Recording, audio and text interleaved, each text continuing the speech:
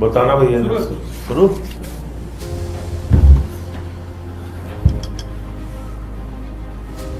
सभी पत्रकार बंधुओं को नमस्कार। दिल्ली में स्वास्थ्य विभाग का एक बहुत बड़ा घोटाला हुआ रेखा गुप्ता जी की सरकार में, जिसमें स्वास्थ्य मंत्री डॉक्टर पंकज सिंह हैं। और यह स्वास्थ्य घोटाला कोई छोटा मोटा नहीं है। 650 करोड़ रुपए का स्वास्थ्य घोटाला, 650 करोड़ का स्वास्थ्य घोटाला। दवाओं में घोटाला, ORS का पैकेट खरीदने में घोटाला, एक्सरे की मशीन खरीदने में घोटाला,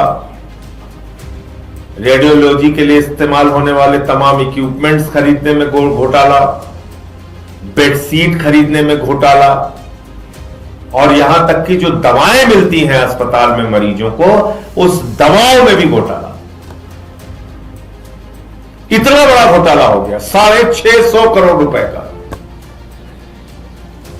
और ऐसा मालूम पड़ रहा है कि बिल्कुल मुर्दा शांति है चारों तरफ, कोई इनसे सवाल नहीं पूछ सकता। न मोदी और रेखा गुप्ता के डबल इंजन सरकार की चर्चा हो रही है, न रेखा गुप्ता सरकार की और उनके स्वास्थ्य मंत्री की चर्चा हो रही है, न भारतीय जनता पार्टी का कहीं नाम आ रहा है। मैंने एक दो चैनलों पे खबरें देखी, सिस्टम दोषी हो गया, सिस्टम। यह बड़ा अजीब मामला है। जब जब भारतीय जनता पार्टी कोई भ्रष्टाचार करती है, टीवी चैनल्स पे खबरें दिखाई जाती है, सिस्टम दोषी हो गया। लखनऊ में आग लग जाए, बच्चे मर जाए, सिस्टम दोषी। कहीं कोई घोटाला हो जाए, सिस्टम दोषी। अरे कम से कम रेखा गुप्ता सरकार का नाम लेने की हिम्मत कीजिए, उनके स्वास्थ्य मंत्री का नाम लेने की, जिम्मेदार लोगों का नाम लेने की तो हिम्मत कीजिए। घोटाला क्या हुआ एक एक करके मैं बता रहा हूं आपको। पहली गड़बड़ी तो रेखा गुप्ता की सरकार ने किया कि डॉक्टर वत्सला अग्रवाल को सारे नियम कानून ताक पे रख के, जिसके खिलाफ कैंसर अस्पताल में भर्ती के मामले में जांच चल रही थी, उस वत्सला अग्रवाल को 10 सीनियर डॉक्टर्स को पीछे करके, उनको लात मार के इनको स्वास्थ्य महानिदेशक बनाया गया, डायरेक्टर जनरल हेल्थ सर्विसेज। किसको बनाया गया? डॉक्टर वत्सला अग्रवाल को। तो जब डॉक्टर वत्सला अग्रवाल डीजीएचएस बन गई, उसके बाद यह लूट का खेल शुरू किया सरकार ने, रेखा गुप्ता की सरकार ने और स्वास्थ्य विभाग ने मिलकर। क्या है लूट का खेल? ये एसीबी की एफआईआर है, लेकिन उससे ज्यादा जरूरी है कि आपको बहुत आसानी से समझ में आ जाएगी। ये लूट बहुत आराम से आपको समझ में आ जाएगी, कोई ज्यादा मेहनत करने की जरूरत नहीं है। इसमें पहली लूट की गई,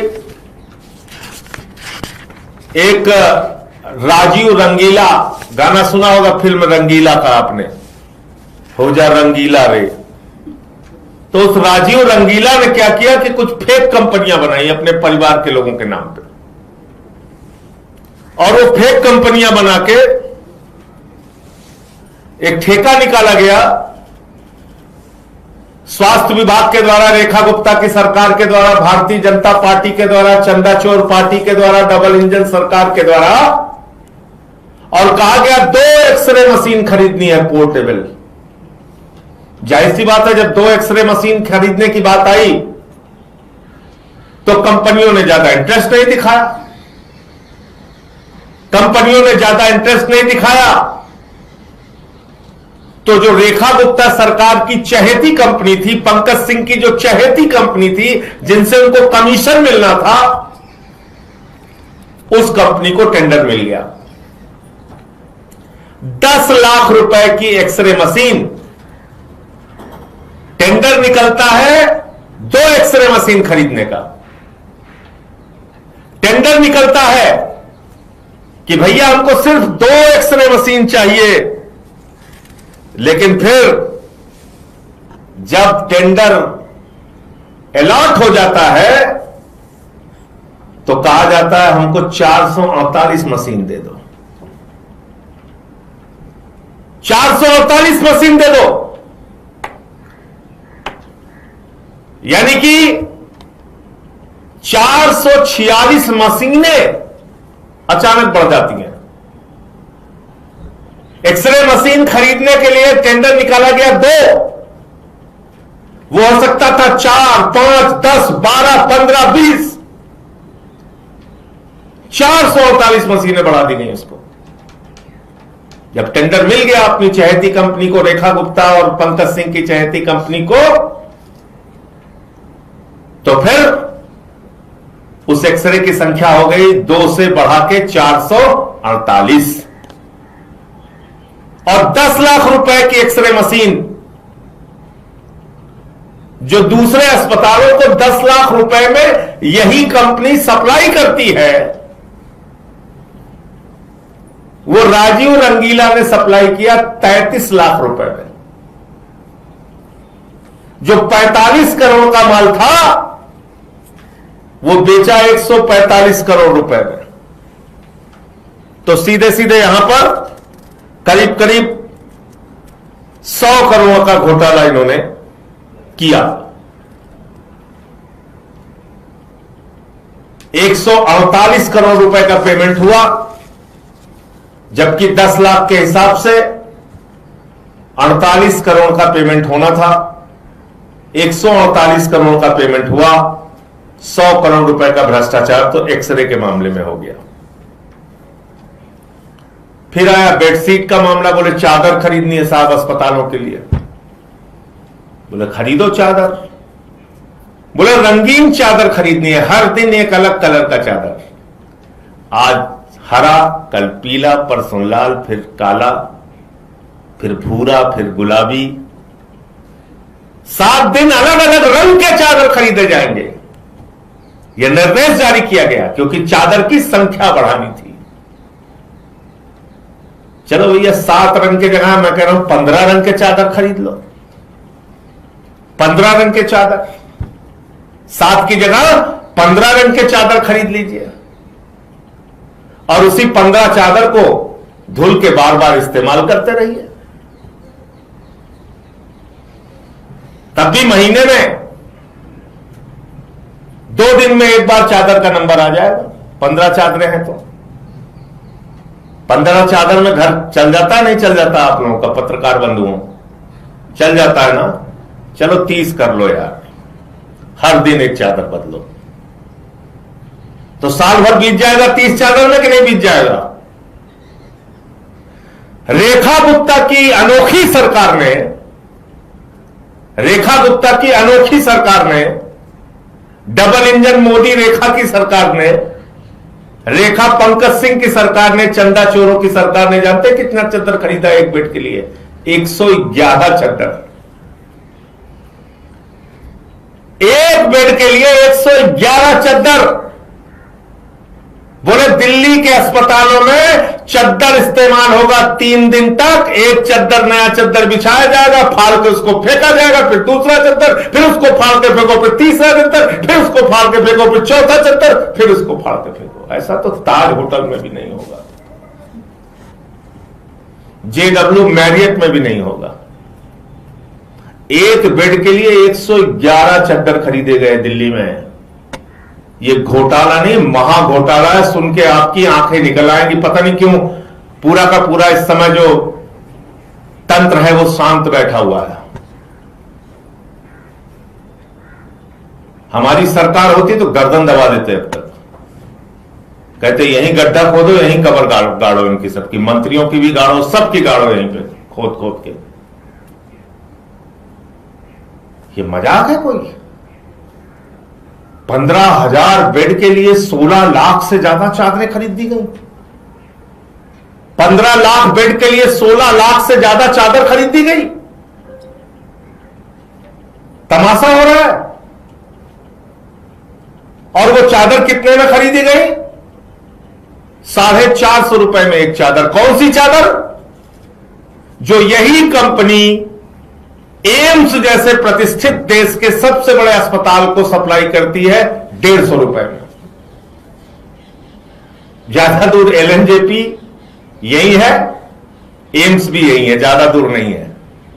अपना कैमरा लेके जाइए और पता कीजिए एम्स को इस कंपनी ने चादर कितने में दिया है। 150 रुपए में एक चादर। और रेखा गुप्ता की डबल इंजन मोदी रेखा की सरकार को 450 रुपए में ही चादर दी गई। कितनी? 15,000 बेड के लिए 16 लाख से ज्यादा चादर। यह करोड़ों रुपए का घोटाला यहां हो गया। इसके बाद नंबर आता है ओआरएस पैकेट का। 2.5 रुपए का पैकेट ओआरएस गोल का। ओआरएस गोल का प्रचार कर रही थी हमारी मुख्यमंत्री। ओआरएस गोल पिलाओ, ओआरएस गोल पिलाओ, गर्मी भगाओ, गर्मी भगाओ।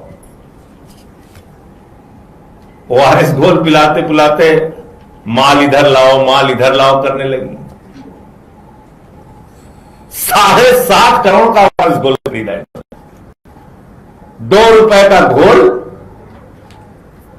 7.5 करोड़ में खरीदा 15 रुपए की दर से। कितने की? 15 रुपए की।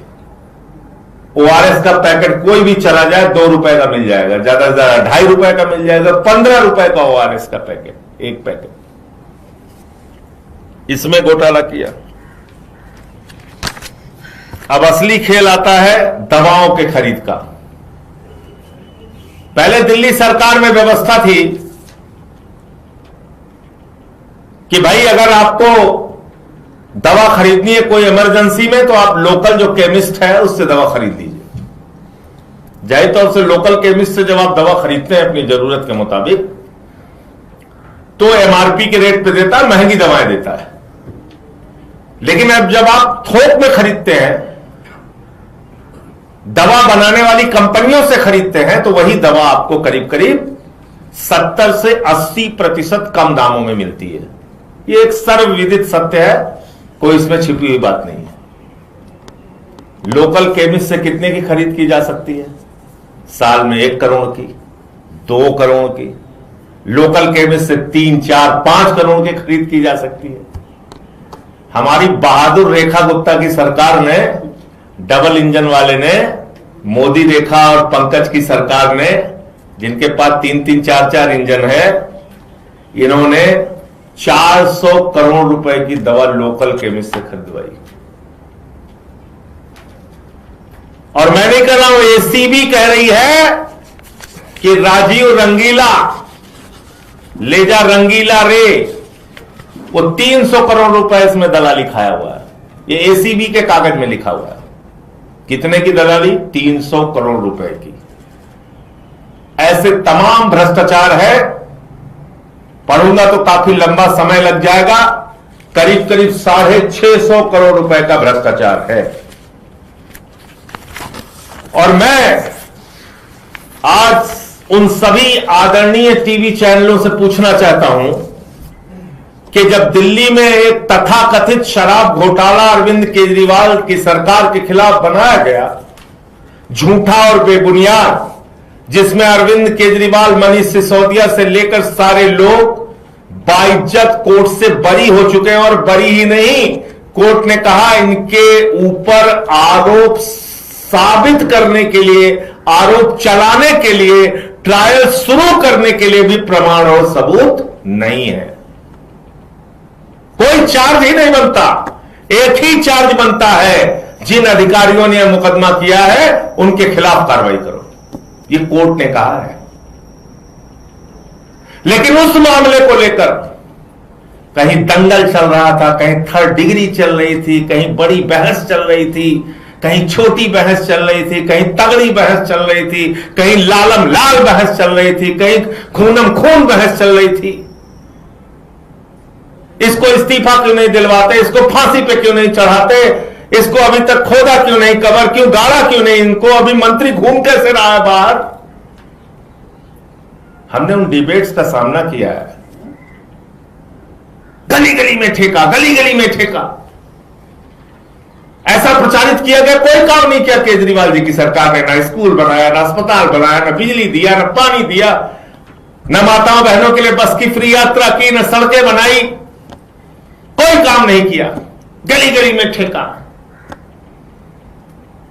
मुझे बुलाया गया कई कार्यक्रमों में, आइए आपका 3rd डिग्री होगा, 4th डिग्री होगा। हमने कहा चलो, गए, हमने उन कार्यक्रमों का सामना किया। हमारे परिवार ने एक नहीं हजारों लाखों बार वो अपमानजनक शब्द सुने और बर्दाश्त किए, लेकिन 650 करोड़ रुपए के स्वास्थ्य घोटाले पर एक मुर्दा शांति छाई हुई है, मुर्दा शांति। सब गजनी मोड में चले गए, कोई बोल ही नहीं रहा, कुछ कहीं से कोई आवाज ही नहीं निकल रही। ये कौन सा न्याय है? ये कौन सा न्याय है इस देश के चौथे स्तंभ का? मैं बड़ी विनम्रता पूर्वक आप सबसे पूछना चाहता हूं, क्यों नहीं चर्चा होनी चाहिए, क्यों नहीं सवाल होना चाहिए इन सारे मुद्दों पर? कहां है ईडी, कहां है सीबीआई? कितने लोगों की गिरफ्तारियां की? एसीबी तो छोड़िए, पुलिस एफआईआर लिखती थी, तुरंत ईडी पहुंच जाती थी। हाँ, क्या मामला है? दिल्ली सरकार का है, आम आदमी पार्टी होगा, इधर लो एफआईआर, हम आगे बढ़ाते हैं इसको। क्या मामला है अखिलेश त्रिपाठी के खिलाफ? विधायक है ना आम आदमी पार्टी के, इधर लो, सीबीआई की जांच चलेगी। ये पार्षद है ना आम आदमी पार्टी का, तो इधर दो, एनआईए की जांच चलेगी। इस तरह की प्रताड़ना हम लोगों ने झेली है, और 650 करोड़ रुपए के भ्रष्टाचार पे ना अभी तक कोई ईडी की प्रेस कॉन्फ्रेंस हुई, ना सीबीआई की प्रेस कॉन्फ्रेंस हुई, ना किसी के घर में छापा मारा गया, ना किसी की गिरफ्तारी हो गई। यही है तुम्हारा दोहरा मापदंड नरेंद्र मोदी जी, जिसके लिए हम लोग बार बार कहते हैं आपकी सारी की सारी सरकारें ऊपर से लेकर नीचे तक, चाहे डबल इंजन हो चाहे ट्रिपल इंजन हो, सब भ्रष्टाचार में आकंठ डूबे हुए हो, जमकर लूट रहे हो देश को, जम के भ्रष्टाचार कर रहे हो। वरना आपके नाक के नीचे रेखा गुप्ता की सरकार चल रही है, अभी तक एक मंत्री की गिरफ्तारी नहीं हुई, ना स्वास्थ्य मंत्री की गिरफ्तारी हुई, ना मुख्यमंत्री से इस्तीफा मांगा गया, किसी को ना पकड़ा गया, ना जेल में डाला गया। तमाशा चल रहा है प्रधानमंत्री जी आपके नाक के नीचे दिल्ली में। तो इसलिए मैं दोहराना चाहता हूं, कहना चाहता हूं, ये 650 करोड़ के भ्रष्टाचार पर आम आदमी पार्टी तो छोड़ेगी नहीं, बख्शेगी नहीं। हम तो गली गली में जाएंगे और लोगों को बताएंगे और जगाएंगे कि आज सरकारी अस्पतालों में जो दवाएं आपको नहीं मिल रही हैं, उसकी वजह यह है कि 300 करोड़ रुपए की दलाली रेखा गुप्ता की सरकार ने खाई है, भारतीय जनता पार्टी की सरकार ने खाई है, मोदी और रेखा की डबल इंजन सरकार ने खाई है। ये चंदा चोर पार्टी के लोग स्कूल खा रहे, अस्पताल खा रहे, बिजली खा रहे, पानी खा रहे, सड़क खा रहे, पुल खा रहे हैं, हवाई जहाज खा रहे हैं, कोयला खा रहे हैं, गैस खा रहे हैं। सब कुछ खाने के बाद प्रभु श्री राम के मंदिर का चंदा तो खा ही रहे हैं, दिल्ली की दवाएं भी खा रहे हैं, एक्सरे मशीन खा जा रहे हैं, अस्पतालों में बिछने वाली चादर खा ले रहे हैं।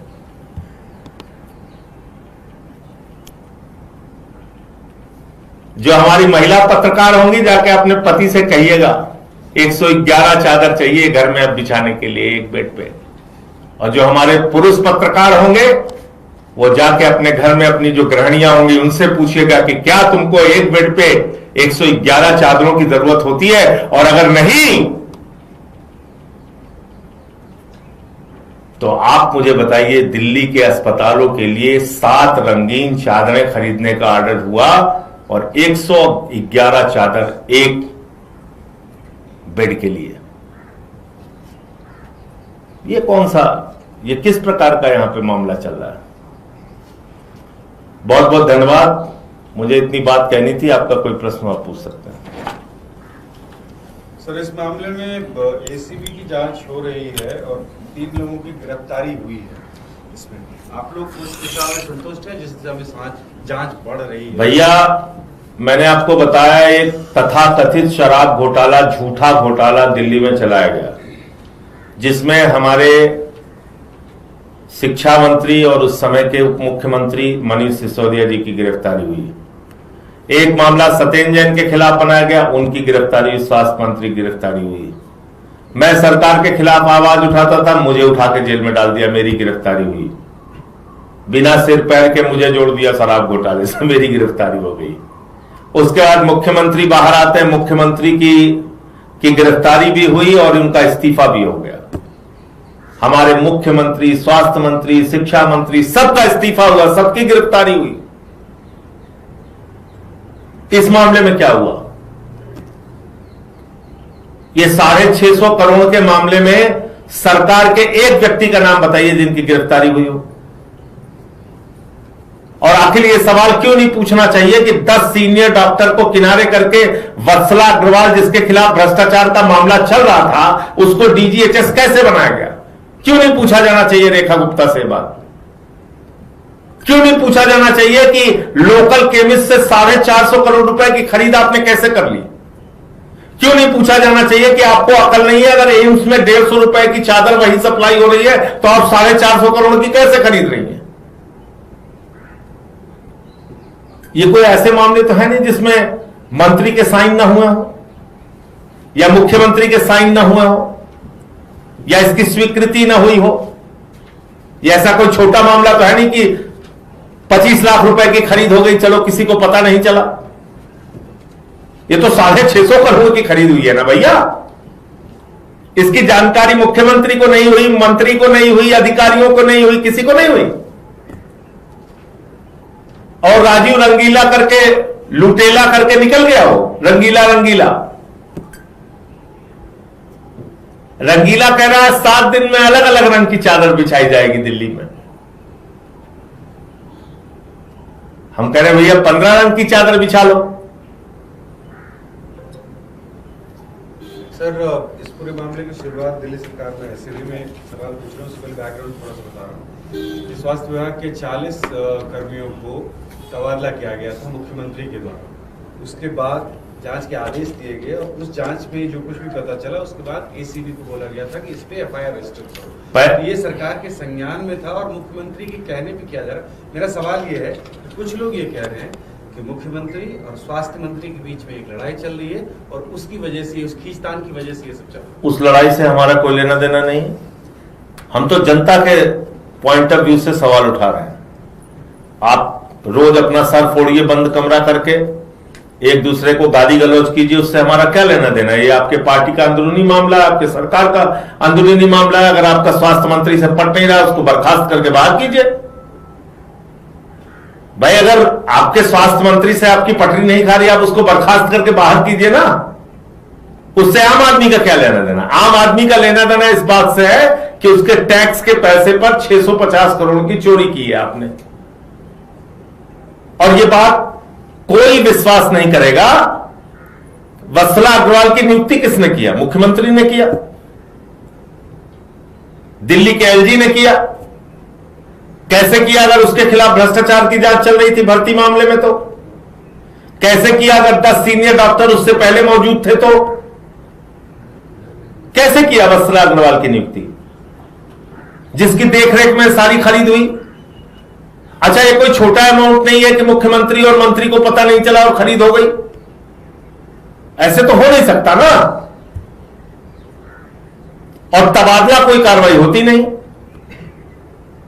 भाई, आपने कुछ डॉक्टरों को उठा के यहां से वहां कर दिया, इससे कौन सी कार्रवाई हो गई? उनको नौकरी करनी है, चाहे इस अस्पताल में करें चाहे उस अस्पताल में करें। ये कोई यूपी बिहार जैसा बड़ा स्टेट भी नहीं है कि एक डॉक्टर को उठाइए और 500 किलोमीटर दूर आप भेज दीजिए। इसी दिल्ली शहर में यहां से वहां चले गए वो। आपको क्या लगता है, अगर ये किसी दूसरी सरकार का मामला होता तो क्या सिर्फ ये जांच एसीबी तक सीमित रहती? क्या इसमें मंत्री मुख्यमंत्री से पूछताछ नहीं होती? क्या इस पे आज ये बहस नहीं चलाई जा रही होती कि पूरी की पूरी सरकार भ्रष्ट है? तो इसलिए मैं ये कह रहा हूं कि इसको जितनी तीव्रता और तेजी के साथ और जोर शोर के साथ एक झूठे मामले में कार्रवाई हुई, ये तो सच्चा मामला है, ज्यादा दूर जाने की जरूरत भी नहीं है आपको। एम्स चले जाइए, पता कर लीजिए कितने का चादर वहां पे दिया गया और कितने की चादर इन्होंने खरीदी, 150 की जगह 450 की। आप पता कर लीजिए एक्सरे मशीन पोर्टेबल इसी कंपनी ने 10 लाख रुपए में दूसरों को दी है कि नहीं, और क्यों उनको 33 लाख में दी है। आप पता कर लीजिए कि दवाएं जो लोकल परचेज होती थी लोकल केमिस्ट से, 400 करोड़ रुपए की खरीद आप लोकल केमिस्ट से कैसे कर सकते हैं। तो साफ तौर पे मतलब इसमें तो कागज ही पूरा चिल्ला कर, एफआईआर ही पूरी बोल रही है, ये एफआईआर पूरा चिल्ला चिल्ला के बोल रही है। और ये एक दिन में तो हुआ नहीं है, एक दिन में तो नहीं हुआ है।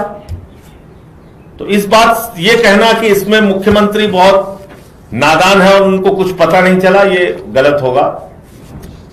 ये सब उनकी जानकारी में हुआ होगा। पॉलिटिकल लीडरशिप में किसकी गिरफ्तारी और किसके इस्तीफे की मांग कर रहे हैं? मैं तो कह रहा हूं सबको बुला के पूछना चाहिए।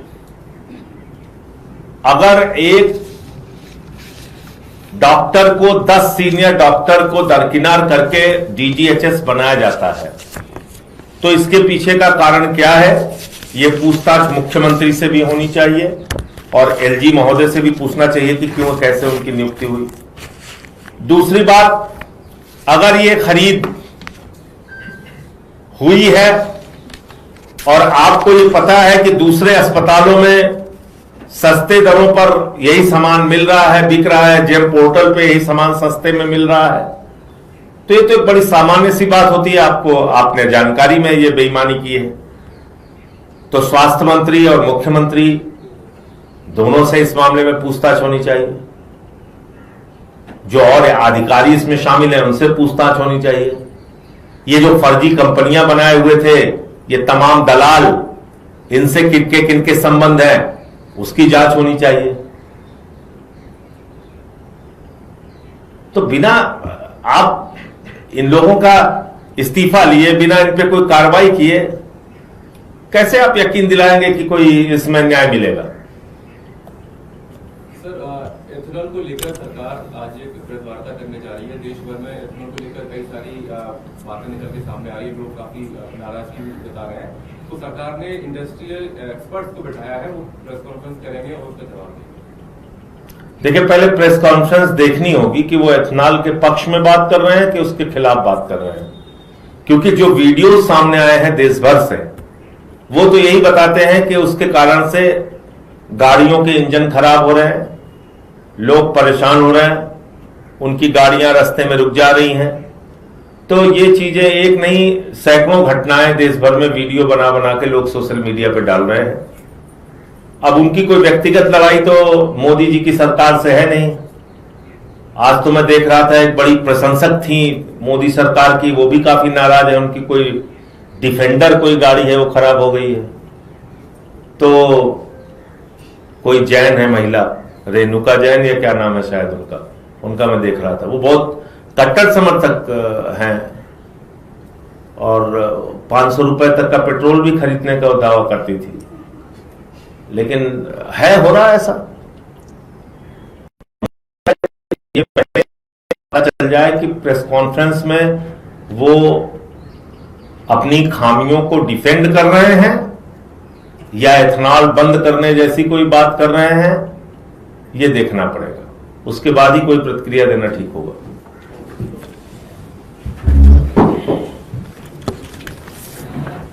ठीक है, सेफ्टी हो गया ना? क्या सेफ्टी? अरे उन्नीस भाई